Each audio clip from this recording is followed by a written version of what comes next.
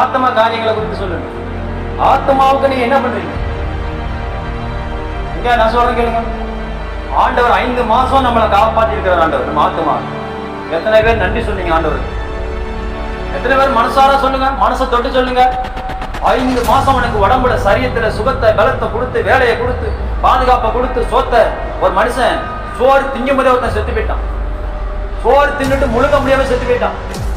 நீ திங்கவும் முழுங்கவும் கக்கவும் வேலவும் எல்லாத்தையும் ஆண்டவர் செய்தார்ல. நீ என்ன செய்த நன்மை அவருக்கு என்ன செய்த நன்மை? நன்றி சொன்னியா ஆண்டவரே, என்னையும் என் குடும்பத்தையும் ஆண்டவரே 5 மாதங்களை நான் பாதுகாத்தீங்க, கோடி சோத்திரன்னு சொல்லி எத்தனை பேர் நன்றி சொன்னீங்க? எத்தனை பேர் நன்றி சொன்னீங்க? நன்றியுள்ள இருதயம் உங்கள்கிட்ட இருக்குதா? நன்றியுள்ள மனசாட்சி இருக்குதா? நன்றியுள்ள ஒரு இருதயம் உங்களுக்குள்ள இருக்குதா? இதெல்லாம் இருக்குதா உங்கள்கிட்ட? சொல்லுங்க. பக்கத்து வீட்டுக்காரவங்க அதை பண்ணல இதை பண்ணலன்னு சொல்லி கோச்சுக்கிறோமே.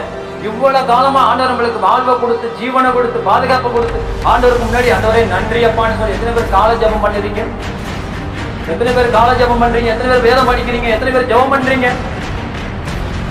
சொல்லுங்க. என் மாமா பச்சை, என் மாமா பேசல, எங்க அத்தா பேசல, எங்க அக்கா பேசல, என் தங்கச்சி பேசல கோச்சுக்கிறீங்க. எத்தனை ஆண்டு, இத்தனை மாதம், இத்தனை காலங்கள் ஆண்டோட கூட பேசிருக்கீங்களா நீங்க? அவர் உங்களை மேல கோச்சுக்கு வரா, என் பிள்ளை பேச மாட்டேதான்னு சொல்லி கோச்சிருப்பாரு அவரு. யோசிச்சு பாருங்க, கொஞ்சம் சிந்திச்சு பாருங்க. உங்க ஆத்மாவுக்கு நீங்க என்ன பண்ணுவீங்க? ஆத்மாவை நான் எங்க காப்பாற்றுறது? என் ஆத்மா எப்படி வளர்க்குறது? என் ஆத்மா எப்படி பரிசுத்தமாக்குறது? சரீரத்தை குறித்து நம்ம நிறைய கவலைப்படுறோம். சரீரத்தை குறித்து ரொம்ப அக்கறைப்படுறோம். சரீரத்தை குறித்து ரொம்ப வேதனைப்படுறோம். தலைவலி வந்தா ஐயோ வலிக்குது, அந்த கடைக்கு போகணும், இந்த மெடிக்கலுக்கு போகணும், அந்த ஆஸ்பத்திரிக்கு போகணும், அந்த டாக்டரை பார்க்கணும்னு சொல்லி சரீரத்துக்கு கும்பாலம் போட்டு ஆடுறமே, அலங்கரிக்கிறோம். அந்த காசு இந்த காசு அவங்கள்ட்ட வாங்க, எனக்கு தலைவலி வந்துட்டு, எனக்கு வேதனை வந்துட்டு, வியாதி வந்துட்டு அப்படின்னு சொல்லி சரீரத்துக்காக அவ்வளோ பாடுபடுறோம். ஐயா எனக்கு 2000 புடவைலாம் பத்தாதுங்க, எனக்கு 5000 புடவைலாம் கட்டினாதான் எனக்கு சரீரம் ஏற்றுக்கும். எனக்கு சாதாரண தங்கமெல்லாம் வேணாம், நல்ல கோல்டு நல்ல கலர் உள்ளதான் நகையெல்லாம் வேணும்னு சொல்லி நம்ம அப்படியே சரீரத்துக்கு நம்ம அலங்கரிக்கிறோம்.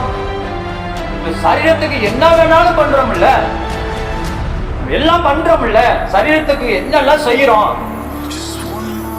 சொல்லுங்க, கொஞ்சம் யோசிச்சு பாருங்க. ஆத்மாவுக்கு என்னங்க உத்தரவாதம்?